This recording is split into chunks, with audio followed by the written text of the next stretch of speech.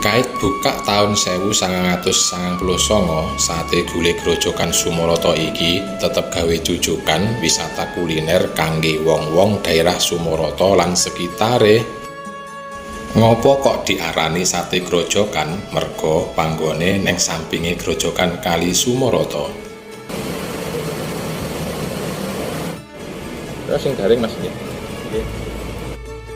Panggone sing sejuk merga isih akeh wit-witan ditambahi swarane banyu grojogan iso nambahi gayenge menikmati sate gulai iki lur. Setiap hari buka nggih, Om?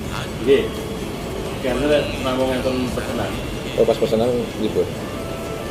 Buka dari jam berapa sampai jam berapa? Jam 12 di paling satu jam 3. Jam 3 ya. Paling jam 3 entek biasanya. Saya lama jam 9. Wis suwi ta Mas sate grojogan iki? Pun tahun 99. Oh, 99 ya.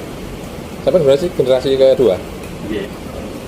Terus nih bapak ya. Nggih. Dino iki aku dadi pembeli sing wiwitan amarga sampe kasep sithik mesti wis ora bagian krana diserbu pelanggan sate gulai grojogan iki lur. Rego 40.000 sak porsine wis entuk ngombe, rasaku ya sik sawajare merga menurutku gulene angklek tur satene ya enak lur.